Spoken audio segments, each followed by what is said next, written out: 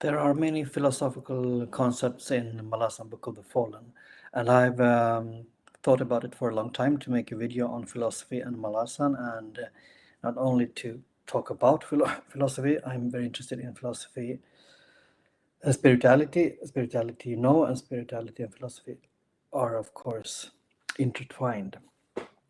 And in the Malazan Book of the Fallen, we get to know a lot of different people, gods, emperors, empresses, and tribal people, for example, that have their own way of viewing things, and what they think is right and the thing they think is right, they fight for to death, you could say. So I wanted to highlight philosophy by talking about this book, Myth of Sisyphus by Albert Camus. And I will contrast this theory in this book to Gardens of the Moon, but not only to the Malazan Book of the Fallen. It refers to the whole series, all 10 books, and also Ian C. Esselmont's novels in the Malazan universe. And I will also talk about Lord of the Rings.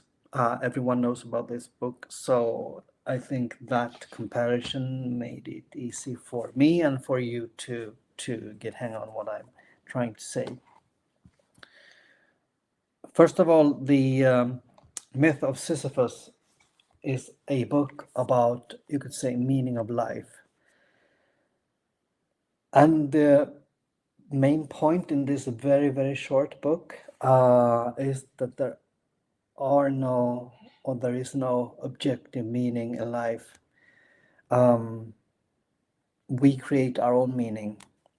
And in a way, Albert Camus has written the book, says that's kind of absurd, I would say, and he would say too, because we humans usually think that there is one meaning to life, to reach God or to build an empire or to achieve something in life. Maybe you want to become a lawyer or a doctor or anything like that. That is the important thing, and that's the meaning.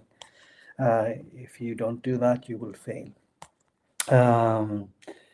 And especially, I think religion has this perspective of reaching different states in life. I'm a believer myself, but I can see the point that people can have different perspective of what meaning of life is.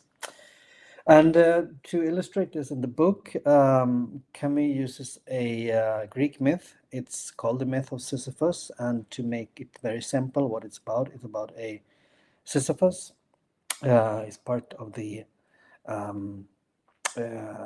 Greek god world and the mythological god world or pantheon, and he upsets the gods. He are doing things he's not supposed to do, and because of that, he's punished. And he's punished to live in a place where he has to push up a boulder up a hill, and then when it has come up to the top of the hill, he has to push it down. The boulder rolls down, and then he has to do that again. So that's his life. He's just doing that. But the point in the book is that he is still happy. Even though he does something that for others seem totally meaningless, he is very happy of doing that. And you can refer that to things we do in life. I mean, I think some things are very meaningful for me, but they might not be that for you, for example. Like reading Malazan Book of the Fallen is probably not meaningful for all people in the world, but for some, it obviously is. So this is called absurdism. It means that even though there is no inherent meaning to life, we will find a meaning to life, and that in itself is kind of absurd in a way. We are rebels. We protest against the meaninglessness by creating meaning. So this idea of absurdism is very, very hopeful. I like it a lot, and when I first read it, I got a bit sad first, because if there is no meaning, why why do we do things? But then I figured out for myself that, oh, that's great. That means I can do, or we can do whatever we want to, as long as I think we respect other people. Um, so instead of feeling hopeless, I got a lot of hope and became very happy. I was happy before, but I became happier. And one way to use this theory, which I described very, very simplified here, is to look at Malazan Book of the Fallen. What can Malazan Book of the Fallen tell us about meaning of life? I think there are a few things you can use this idea of absurdism, and especially from the book The Myth About Sisyphus, because in Malazan Book of the Fallen we have many, many characters, as you all know already, that have different motives for their lives, and they have different objectives in life. Not all, but many of them think they are completely right, 110% right. This is the thing that has to be done. But since Malazan Book of the Fallen is written over hundred thousands of years, we understand as readers that the thing that the person X or Y thought was important, maybe it's not that important, because the empire will rise and fall, or that person will eventually die, for example, or the thing that they are fighting on in, I don't know, south of Genebach, is it's only important for them. They have misunderstood everything, but they still fight for it. We have a lot of cults in the Malazan world, and they believe that their perspective is right, of course. You can refer that to real life, of course, as well. Um, we also meet gods who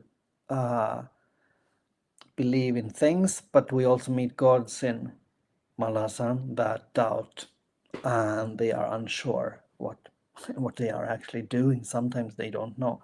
And in Malazan, it's special because the gods get power because people believe in them, and if they don't believe, they lose power.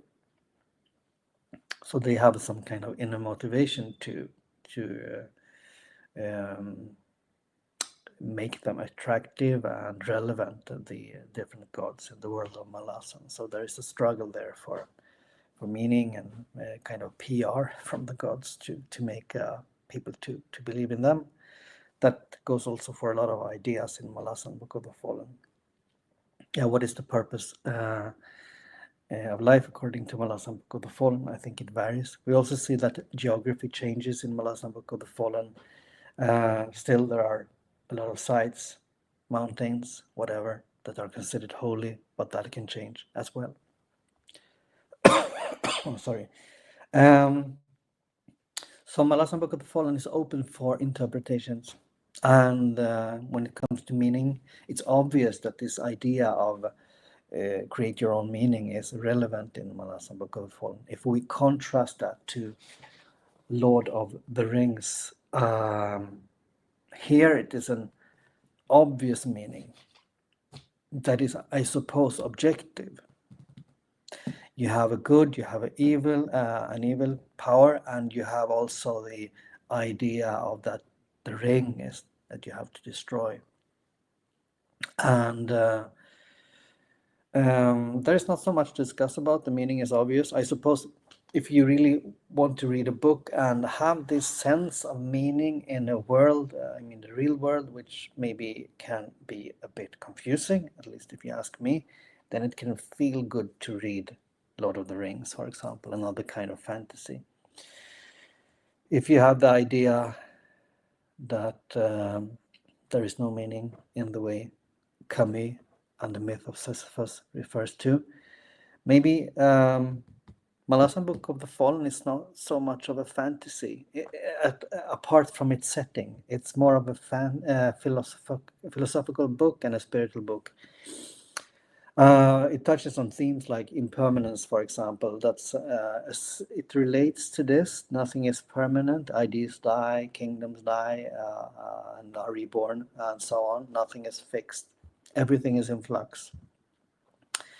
It relates to other philosophical concepts as well, not only the idea of absurdism. And I'm not sure that Stephen Erickson or Ian C. Esselmont would agree with me upon on this hypothesis I have about the absurdism in the Malazan Book of the Fallen World. Still, I think it's interesting, and it made me think when I read the Myth of Sisyphus in February this year. I used it to refer to more my own life experience and my own ideas what to do in life. But then I thought, I've been thinking about this a lot now, and I think Malazan Book of the Fallen is a really, really good example about this idea about absurdism.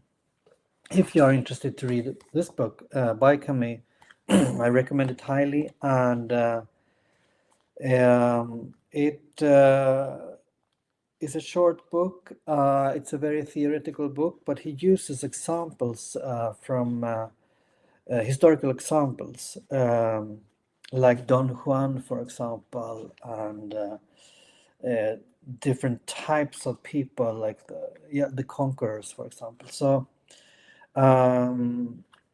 to show people who lived only for their own meaning.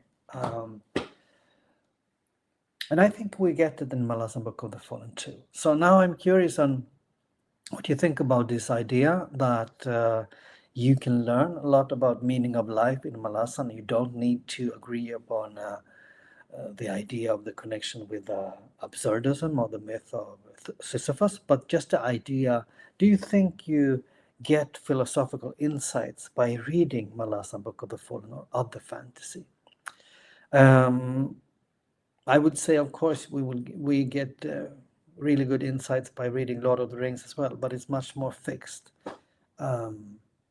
And one special thing with the book, the Malazan book, is that we always see things from different perspectives. First, you see things from my perspective, then Erickson writes about the thing from your perspective, and then maybe there is a third perspective that comes from maybe the history or the wars or anything like that. So I think it's a practice in seeing things from different point of views. Not all books do that, and I think it's great. That's one of the strengths with the Malazan Book of the Fallen.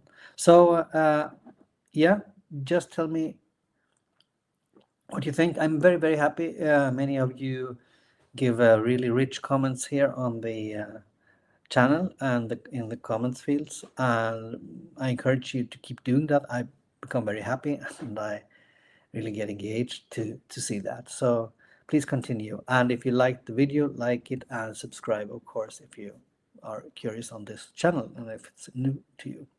So with that said, I wish you a great day. It's finally summer here in Sweden, 25 degrees today. I've been cold for a long time now. I'm still have problems with the voice from time to time, but I really felt the urge to record something, so this is for you today. Have a nice day. Enjoy everything.